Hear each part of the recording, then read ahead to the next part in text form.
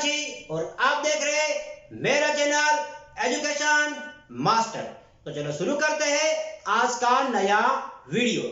आज हम इस वीडियो में पक्षांतर के आधार पर जो समीकरण है उस समीकरण के जो नियम है उस नियम पर आधारित जो कई सवाल है वो सवाल हम यहाँ पे सॉल्व करने वाले हैं। तो सबसे महत्वपूर्ण हम देख लेते हैं कि पक्षांतर के नियम क्या है। पक्षांतर में सबसे महत्वपूर्ण होता है प्लस। अगर यहाँ पे प्लस है, अगर लेफ्ट साइड में प्लस है तो राइट साइड में यहाँ पे माइनस हो जाएगा। अगर यहाँ पे लेफ्ट साइड में माइनस है तो यहाँ पे राइट साइड में यहाँ पे प्लस हो जाएगा। अगर लेफ्ट साइड में मल्टीप्लाई है तो यहाँ पे राइट साइड में डिवाइडेड हो जाएगा। और अगर लेफ्ट साइड में डिवाइडेड है तो राइट साइड में मल्टीप्लाई हो जाएगा। यह है पक्षांतर के बेसिक 4 रूल्स। अब इसमें सबसे महत्वपूर्ण ये रूल्स अगर समीकरण के अंदर इन्वॉल्व हो जाते हैं तो समीकरण किस तरह से दिखता है। तो जैसे कि मैंने यहाँ पे क्वेश्चन लिखा है, तो जैसे कि x + 2 = 3 बट x = कितना। तो सबसे महत्वपूर्ण हम जान लेते हैं कि अगर हम इस साइड की अगर डिसाइड कर ले तो मराठी में हम डावी बाजू और इस साइड हम कर लेते हैं उजवी बाजू। अगर ये लेफ्ट साइड है तो राइट साइड है। तो सबसे महत्वपूर्ण ये लेफ्ट और राइट आपको जान लेना बहुत जरूरी है। जैसे कि मैंने यहाँ पे लिखा x + 2 = 3। अब हमें x का आंसर निकालना है। अगर x का आंसर निकालना है तो x यहाँ पे ऐसा ही रहेगा और ये जो = है ये जो भी नंबर यहाँ पे रहेगा वो वैसा ही रहेगा। अब हमें इस +2 को हमें राइट साइड में भेजना है। अगर ये राइट साइड में जाएगा यहाँ पे, जैसे कि सोचो ना, अगर हम यहाँ पे इंडियन है, अगर इंडिया से हमको अगर पाकिस्तान में भी जाना है या अमेरिका में जाना है तो भी हमको क्या लगता है, पासपोर्ट लगता है। तो या तो पूरा का पूरा एक नंबर ही प्लस के साथ में दूसरे राइट साइड में जा रहा है तो वहां भी क्या है, पॉसिबल है कि ये जो क्या है सिंबल से सिंबल ऑटोमेटिकली क्या हो जाएगा, चेंज हो जाएगा। तो ये प्लस का सिंबल समझ लो यहाँ पे माइनस हो गया। तो बेसिकली फर्स्ट रूल यहाँ पे क्या हो गया, देखो फर्स्ट रूल आपका कंप्लीट हो चुका। जैसे कि मैंने ये प्लस का माइनस कर दिया है सिंबल। अब x इजी हो गया, 3 में से अगर 2 गया तो -1। तो ये था प्लस माइनस। ये सबसे पहला रूल्स है जिस रूल्स पर एक बेसिकली इजी वाला सम मैंने लिया है। एक इजी सम पर आधारित यहाँ पे क्या किया मैंने, सॉल्व किया है। अब जान लेते हैं सेकंड। तो इसका आंसर आया 1। ओके। अब जान लेते हैं अगर लेफ्ट साइड में अगर माइनस है, अगर वो राइट साइड में प्लस हो जाता है तो उसका एग्जांपल किस तरह से है। जैसे कि मैंने x - 2 = 3। तो ये x ऐसे ही रहेगा ये जो नंबर रहेगा ये नंबर वैसे ही रहते हैं, इसको चेंज करने की जरूरी नहीं है। ये बात मन में फिक्स करके रखना कि = के बाद अगर जो भी नंबर है वो नंबर वैसा ही रहेगा। अगर ये नंबर ऐसा ही रहता है तो ये जो लेफ्ट साइड में जो नंबर रहेगा वो कौन सा सिंबल लेके आ रहा है, अगर ये माइनस सिंबल लेके आ रहा है तो ये प्लस हो जाएगा। मतलब सिंबल ऑटोमेटिकली पक्षांतर के नियम में चेंज हो जाता है। तो s = 3 + 2 ये 5 चुका। तो आपको देखना है बार बार कि कौन से सिंबल पे पूछे गए सवाल है। तो ये सेकंड था, फर्स्ट रूल। सेकंड रूल का x का आंसर आया है 5। आपके मन में शंका होगी कि सर काफी इजी सम लिया है आपने। इजी सम भले लिया होगा लेकिन इसके बेसिक रूल आपको पहले समझाना जरूरी है। जैसे जैसे हम आगे जाएंगे, जैसे कि 9 और 10 में जो बड़े बड़े सम है उस सम के आधार पर भी हम क्या करेंगे, यहाँ पे सॉल्यूशन निकालेंगे। तो ये था सेकंड रूल। अब थर्ड रूल्स देखते हैं। सबसे महत्वपूर्ण थर्ड रूल्स क्या कहता है। थर्ड रूल्स देखो, अगर मल्टीप्लाई का अगर डिवाइडेड होता है तो उसको किस तरह से सॉल्व करते हैं। अगर यहाँ पे लेफ्ट साइड में मल्टीप्लाई है तो इसका डिवाइडेड हो जाता है। तो हम देख लेते हैं 4x = 8। मैंने पहले कहा कि अगर x का आंसर निकालना है तो x ऐसे ही रहेगा इज इक्वल टू 8 भी ऐसा ही रहेगा। अब जो ये 4 है, अगर ये 4 नहीं है तो ये 4 मल्टीप्लाई x है। इसका मतलब ये है कि अगर ये मल्टीप्लाई यहां से अपनी पोजीशन चेंज करता है और ये लेफ्ट साइड से राइट साइड में आ जाता है तो ये क्या हो जाएगा, डिवाइडेड हो जाएगा। मतलब x इज इक्वल टू, फिर आपको 4 का टेबल करना है, 4 is 1 4 is 8, तो 4 के टेबल में 8 कब आता है, 2 बार गिनने से, मतलब x इज इक्वल टू 2। अब रहेगा सर आप डिवाइडेड की बात करोगे कि सर मुझे तो डिवाइडेड नहीं आता है। अब आपके मन में शंका होगा कि सर मुझे डिवाइडेड नहीं आता है, तो डिवाइडेड सबसे महत्वपूर्ण है। डिवाइडेड पे भी मैंने 18 मिनट का वीडियो बनाया है। बेसिकली काफी इजी है। एक्चुअली 12 साल का मेरा एक्सपीरियंस है मैथ्स पढ़ाने में। मैं 9 और 10 को मैथ्स पढ़ाता हूँ, तो देखता हूँ कि बच्चे जैसे कि बच्चों के मन में जो भी क्वेश्चन है, बच्चे के बुक में जहाँ प्रॉब्लम आती है वो मैं नजदीक से देखता हूँ। नजदीक से देखने के बाद में यह भी मैं यूट्यूब पर वीडियो अपलोड कर रहा हूँ। तो ध्यान रखो कि कहाँ किस तरह से डिवाइडेड होता है और उसका आंसर सॉल्व करो। अब देखते हैं 4 रूल्स। यहां पे देखो, यहां पे अगर डिवाइडेड है तो इसका मल्टीप्लाई में क्या हो जाता है, मल्टीप्लाई हो जाता है। तो जैसे कि सबसे महत्वपूर्ण है x is equal to x divide by 4 is equal to 8। अब तो x ऐसे ही बचा, ये डिवाइडेड 8, अगर ये डिवाइडेड में रहेगा तो ये मल्टीप्लाई में हो जाएगा। देखो अगर 8 का करते टेबल,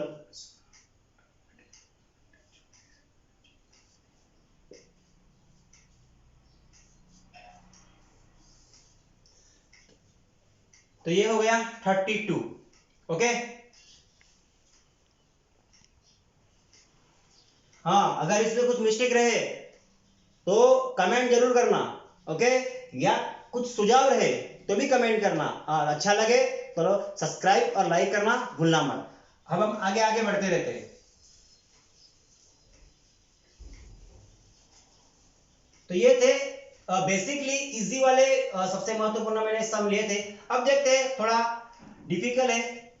और 3 ब्रैकेट के अंदर x plus 3 is equal to 2x plus 3।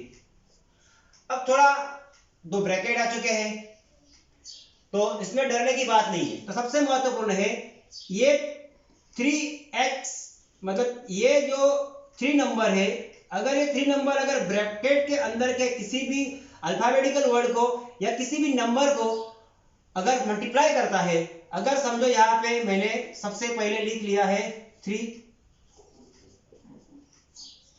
तो इन दोनों का सबसे महत्वपूर्ण मल्टीप्लाई होगा, तो 3x तो 3x। अगर यहाँ पे जो भी है सिंबल्स और सिंबल्स ले दो। अब इसने तो यहाँ पे क्या कर लिया, ब्रैकेट के बाहर के 3 नंबर ने इस x को मल्टीप्लाई कर लिया।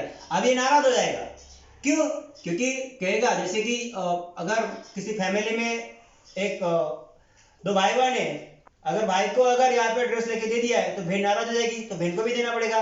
मतलब दोनों को सेम ही करना है। तो अगर x को, अगर 3 ने अगर x को मल्टीप्लाई किया है तो इस 3 को इसको भी क्या करना पड़ेगा, मल्टीप्लाई करना पड़ेगा। तो 3 का टेबल अगर हम करते हैं 3, 6 और 9, तो ये हो गए 9।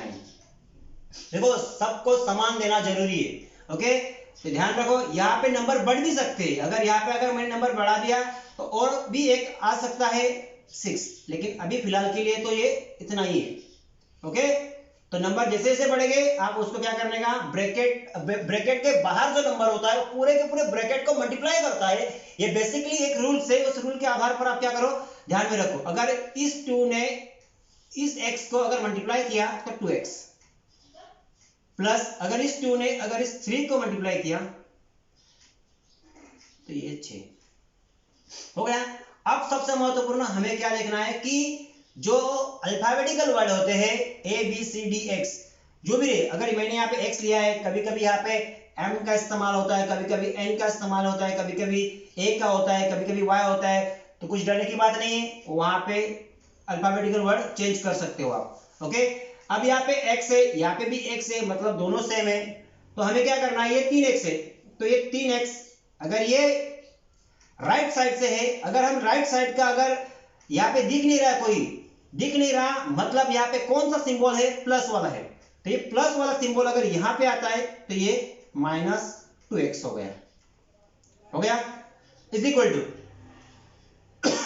अब अगर ये +6 है तो ये ऐसे ही रहेगा, और ये यहाँ पे सबसे महत्वपूर्ण +9 है, तो +9 यहाँ पे आएगा तो -9। देखो ये लेफ्ट साइड से अगर यहाँ पे चले गया तो यहाँ पे मैंने क्या कर दिया, माइनस कर दिया।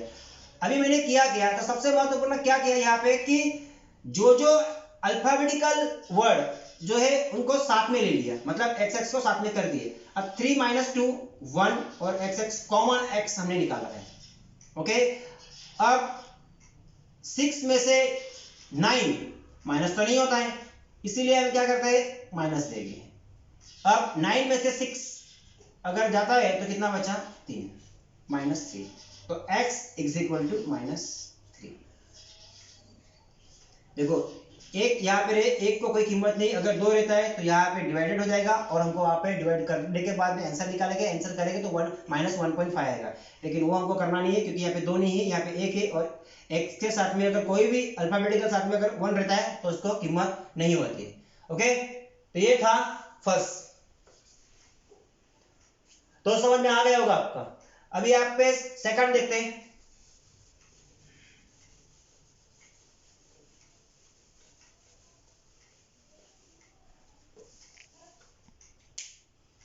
सेकंड सम है सबसे महत्वपूर्ण।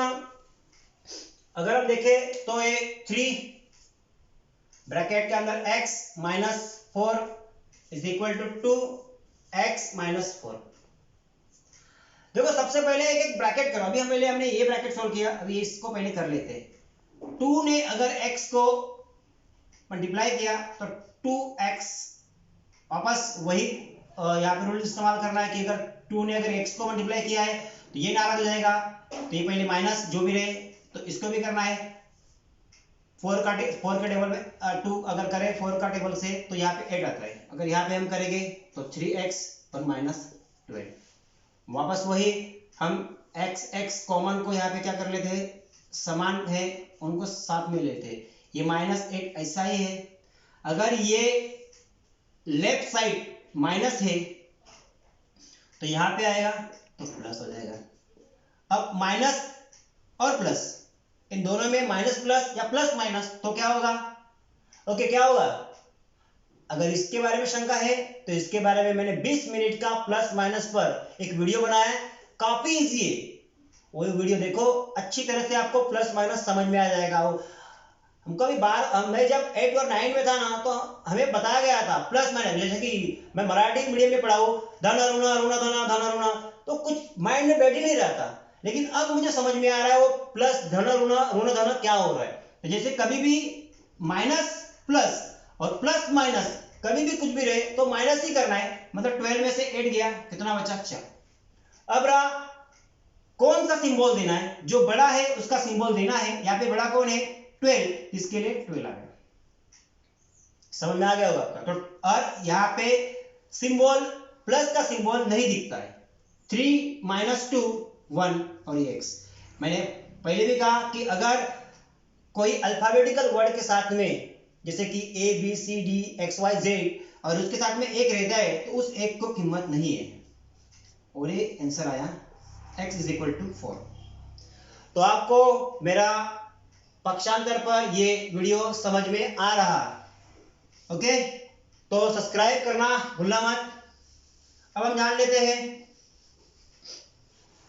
तीसरा सम, 3x - 9 इज इक्वल टू 6। तो सबसे पहले 3x ऐसे ही रखेंगे इज इक्वल टू ये 6 ऐसे ही रखेंगे। अब इसकी जैसे कि लेफ्ट साइड में जैसे कि डाबी बाजू में थे -9 आए तो हम यहाँ पे +9 करूं, और 6 + 9 तो ये 15 हो गया, 15, और ये 3x ऐसे ही रहा।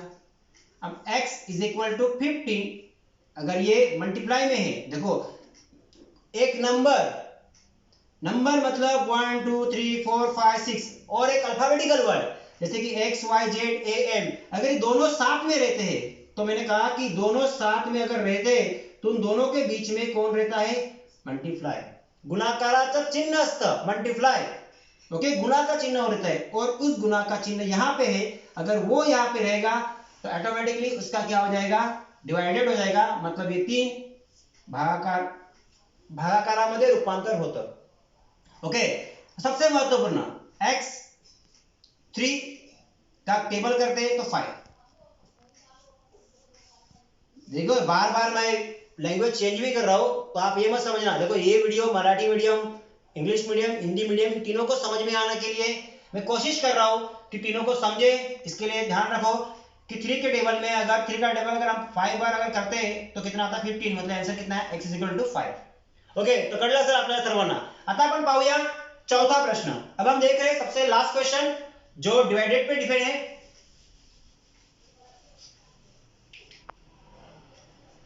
3x minus 3 divided by 4x plus 2 is equal to 2 और 4. ये सम अगर 9 और 10 के बच्चे अगर देख रहे हैं तो उनके लिए काफी महत्वपूर्ण है.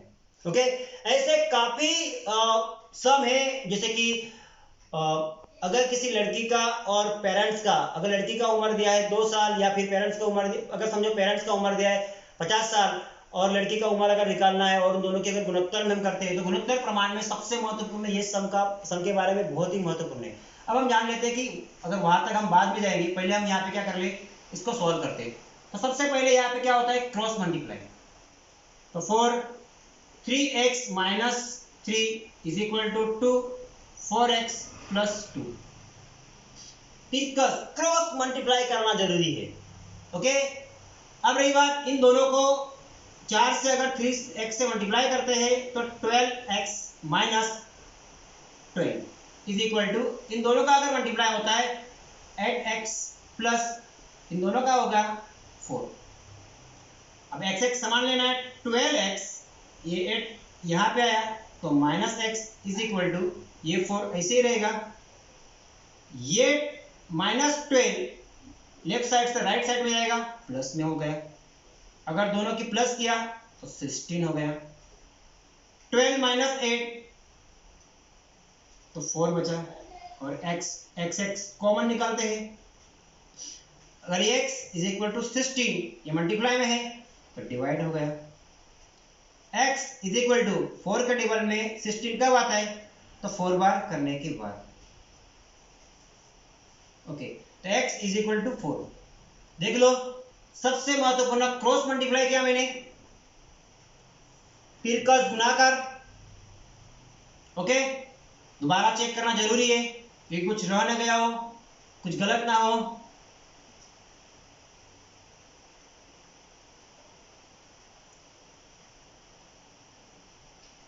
ओके, तो लगभग हम सही है और ये सभी सम हमने क्या किया है? ठीक से सॉल्व किया है. अगर मेरा वीडियो आपको अच्छा लगे तो लाइक करना जरूर और सब्सक्राइब करना. मिलते हैं एक नए वीडियो में. आप सभी को मेरा बेस्ट ऑफ लक.